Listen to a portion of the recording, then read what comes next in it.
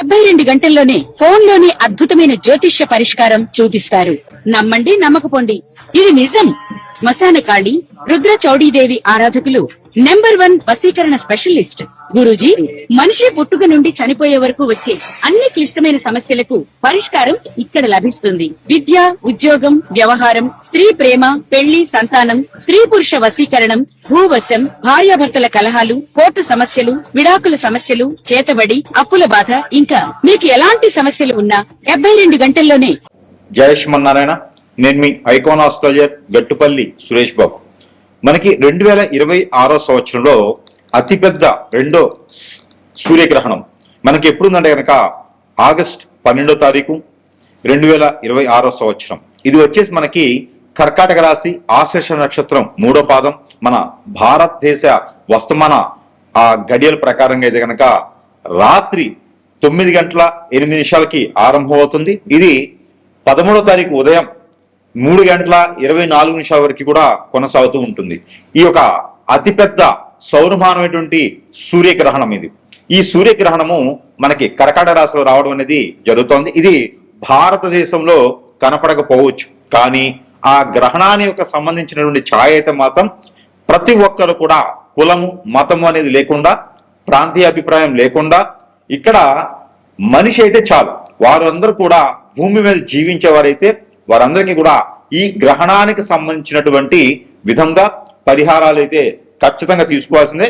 శూలం అయితే మాత్రము అందరి మీద ఉంటుంది.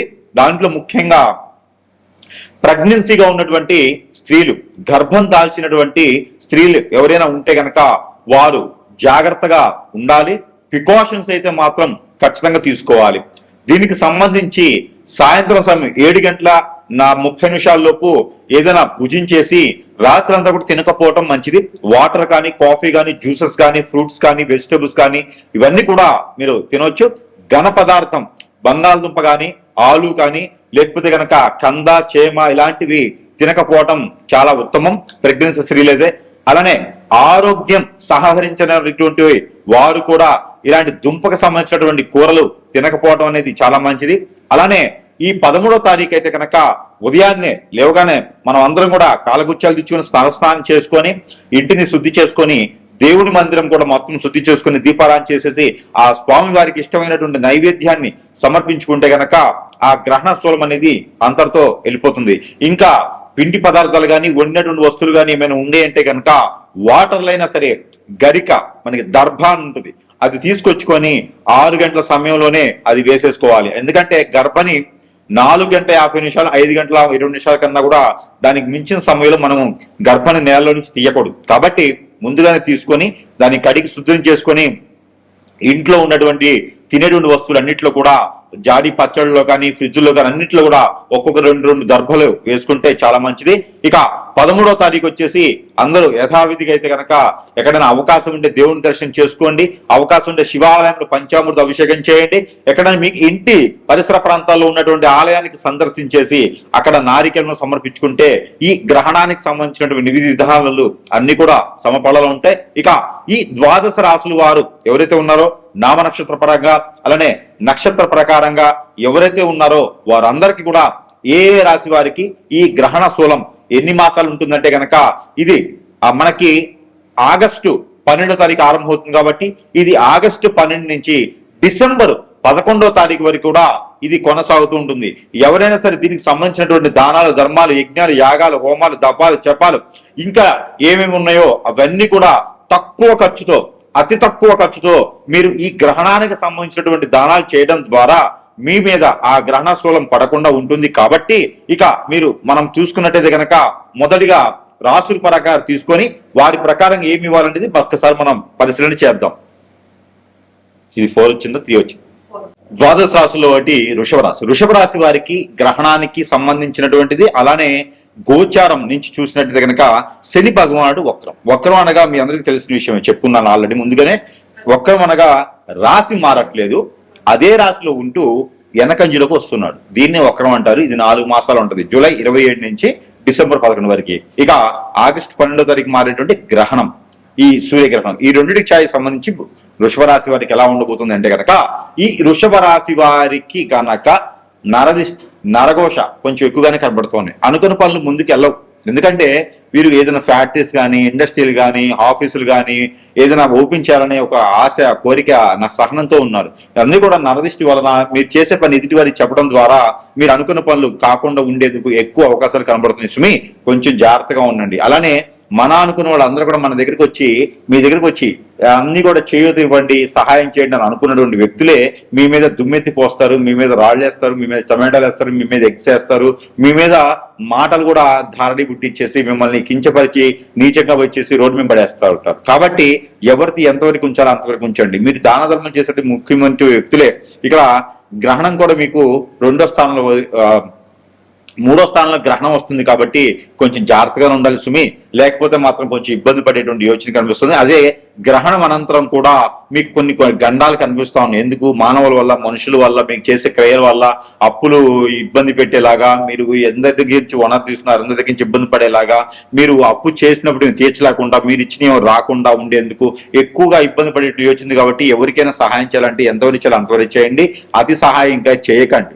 అపాత్ర దానం అయితే చేయకండి, దానివల్ల ఇబ్బంది పడతా ఉంటారు. కాబట్టి వృషభ రాశి వారు ఏదైనా సాధించాలన్నా, పెట్టుకోవాలన్నా కూడా, అంటే ఏదైనా కంపెనీలు కానీ, ఇండస్ట్రీ కానీ సాధించి 10 మందికి ఉపాధి అవకాశాలు కల్పించాలన్నా కూడా, ముఖ్యంగా రాజకీయ నాయకుల్లో ఉన్న వారికి, సెలబ్రిటీలుగా ఉండే వారికి, అలానే రియల్ ఎస్టేట్ రంగాల వారికి అయితే కొంచెం ఇబ్బంది కనిపిస్తుంది. కాబట్టి మీకు ఓపిక ఉంటే కనుక, సహనం ఉంటే కనుక, మీ దగ్గర డబ్బులు ఉంటే కనుక, స్వంతగా సంపాదించి ఉంటే కనుక మీరు అందరూ కూడా కన్యా పశుపుత్ర హోమం కానీ, గురు పశుపుత్ర హోమం కానీ, గాయత్రి హోమం కానీ, లక్ష్మీ గణపతి హోమం కానీ చేసుకునే ప్రయత్నం చేయండి. మీకు August, September, October, November, December మాసాల్లో కూడా ఈ 4 మాసాలు ఏ మాసం చేసుకుంటే మీకు అద్భుతంగా ఉండేటువంటి అవకాశం ఉంది.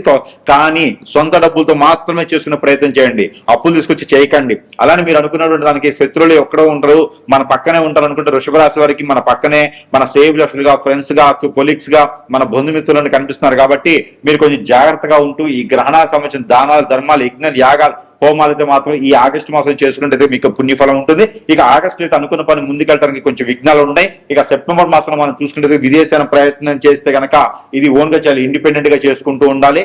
మీరు కన్సల్టెన్స్ ద్వారా కానీ, బ్రోకర్ ద్వారా కానీ, ఏజెంట్ ద్వారా కానీ వెళ్తే కనుక ఖచ్చితంగా ఇబ్బంది పడేటువంటి యోచన కనిపిస్తుంది. ఇక సెప్టెంబర్ మాసంలో చూసినట్టు కనుక ఆగస్టు, సెప్టెంబర్ అయిపోయింది కాబట్టి ఇది అక్టోబర్ మాసం. ఈ అక్టోబర్ మాసంలో కనుక పెళ్లి చేసుకునే యోగ్యత ఉంది కాబట్టి పెళ్లి సంబంధాలు కుదుర్చుకునే ప్రయత్నం చేయండి.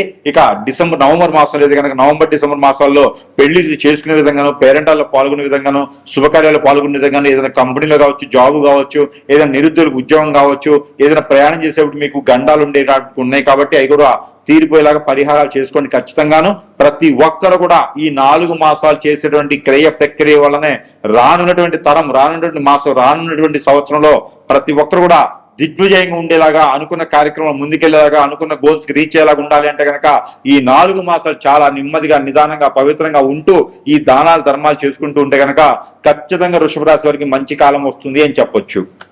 అలానే ఇప్పటి వరకు రాసుల ప్రకారంగా ఇవన్నీ కూడా మనం చూస్తూ ఉన్నాం. కానీ ఇక్కడ ఎన్నో రకాలైనటువంటి సమస్యలు, ఒకరు విదేశాన్ని వెళ్ళాలని, లేకపోతే ఇంకొకరు చదువుకోవాలని, పోటీ పరీక్షలు పాస్ అవ్వాలని, ఇలా చూసుకుంటూ పోతే కనుక మనం అనుకున్న పనులు ముందుకెళ్లకుండా అష్టదిబ్బందన అయ్యేసి, జాతకం చూస్తేనేమో చాలా బాగుంటుంది, కానీ జాతకం లేకుండా మనకు చాలా జరుగుతూ ఉన్నాయి. ఇవన్నీ కూడా మనకు తెలిసినవే. ఇక దైవత్వమైనటువంటి కొన్ని వస్తువులు అయితే కనుక మన దగ్గర లభ్యపడుతున్నాయి కాబట్టి అందరికి తెలిసిన విషయమే.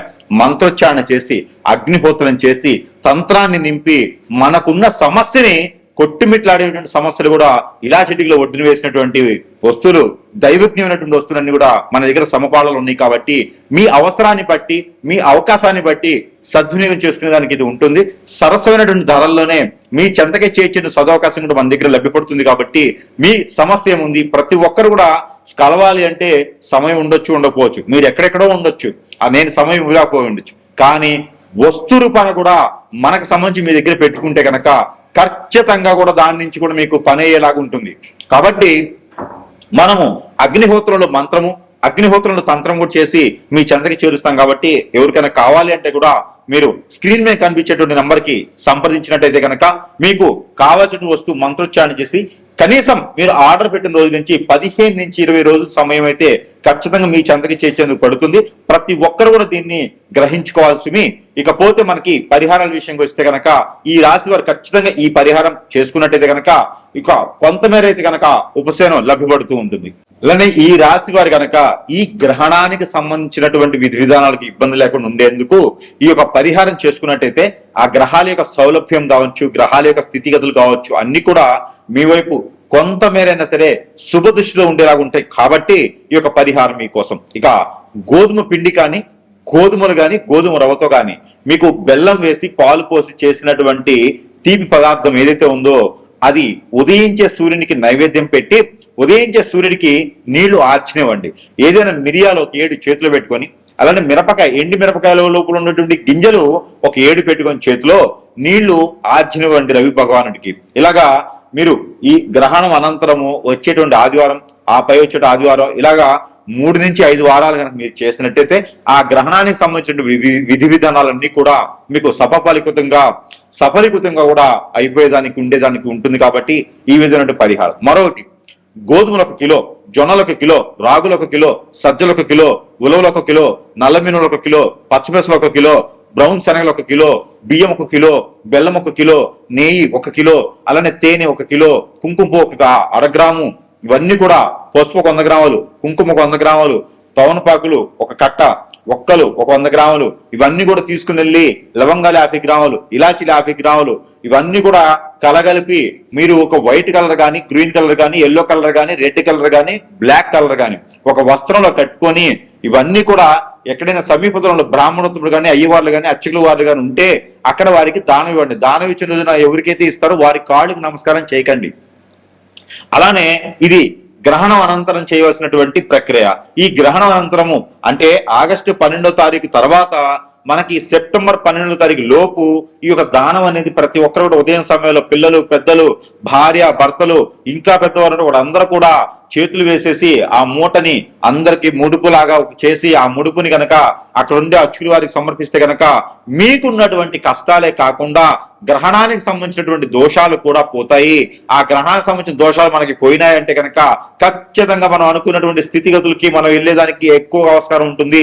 ఎవరైనా సరే గవర్నమెంట్ జాబ్ కానీ, సెంట్రల్ గవర్నమెంట్ కానీ, ఏదైనా సరే వైట్ కలర్ జాబ్ చేయాలని కానీ, నిరుద్యోగులు జాబ్ కోసం ఎదురు చూసేవారు కానీ మీరందరూ కూడా ఏం చేయాలంటే కనుక ఆవు పాలు, ఆవు నెయ్యి, ఆవు పెరుగు, ఆవు పాలు, అలానే మీకు ఇంకా సంబంధించినటువంటి ఏంటంటే ఆవు పిడకలు, ఇవన్నీ కూడా ఆవు సాంబ్రాన్ గడ్డీలు, ఇవన్నీ కూడా తీసుకెళ్లి పన్నీరు, ఇవన్నీ కూడా తీసుకుని వెళ్ళి తల చుట్టూతా దిష్టి తీసేసి ఆ మిశ్రమాన్ని ఎక్కడైనా పాడి నీటిలో కానీ, పొదలు కానీ, చెట్లలో కానీ వేసివేయాలి. ఇలాగ మీరు చేసినట్టయితే కనుక ఎన్నో రకాలైనటువంటి దోషాలు పరిహారం అవుతాయి. మీకు నవగ్రహ దోషాలు కూడా అధిగమించేసి మీకు శని వక్రంలో ఉన్నాడు, ఈ శని వక్ర దోషం కూడా మీకు తొలగిపోతుంది.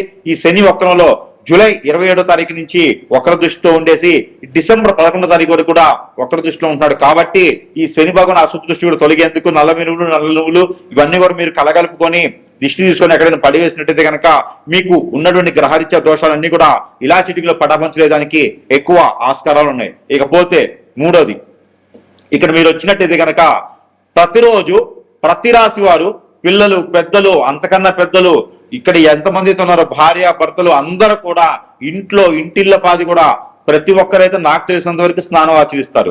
ఈ స్నానం ఆచరించేటప్పుడు మీరు ఏం చేస్తారంటే ఒక్కొక్క రోజు ఒక్కొక్క వస్తువు ఆ స్నానం చేసి నీటిలో వేసుకుని స్నానం చేయండి. మీకు ఉన్నటువంటి గ్రహరీత్య దోషాలు, ప్రకృతి దోషాలు అన్ని కూడా మీకు ఒక మేర నరదిష్టి, నరఘోష కూడా మీకు ఒక మేర అయితే ఖచ్చితంగా తగ్గేటువంటి అవకాశాలు ఉన్నాయి.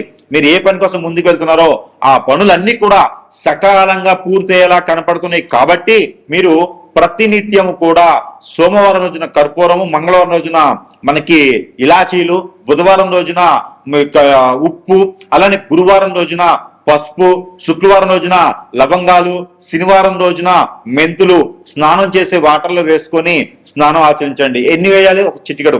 ఇంకా కూడా సబ్క్యూట్ లవంగా కూడా వేసుకోవచ్చు, ఇంకా కూడా దాల్చిన చెక్క కూడా వేసుకోవచ్చు. కాబట్టి ఇంకా ఇలాంటి ఏమైనా ఉంటే కూడా అవన్నీ కూడా స్నానం చేసే నీటిలో వేసుకుని స్నానం చేయడం వల్ల మీకు ఎన్నో రకాల రుమ్మతల గురించి బయటపడేదానికి ఎక్కువ ఆస్కారం ఉంది.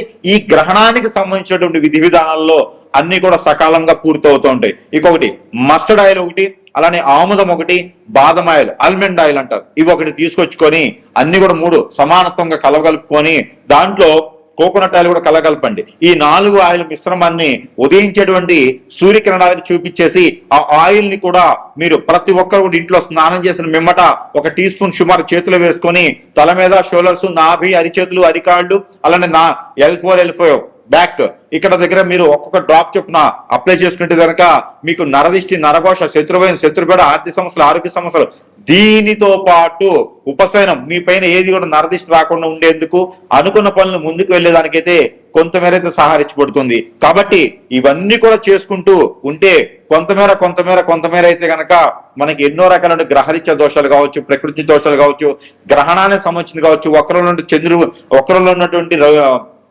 శనీశ్వరుడు కావచ్చు, ఇవన్నీ కూడా మీకు సకాలంగా అయ్యేటువంటి దానికైతే ఆస్కారం ఎక్కువగా ఉంటుంది. ఇవన్నీ కూడా మీరు పాటించుకొని మీరు సుసంపన్నంగా, సుశోధనంగా, బహువిధంగా కూడా ఉండేలాగా మనస్ఫూర్తిగా అయితే కోరుకుంటా ఉన్నాను. జై శ్రీమన్నారాయణ.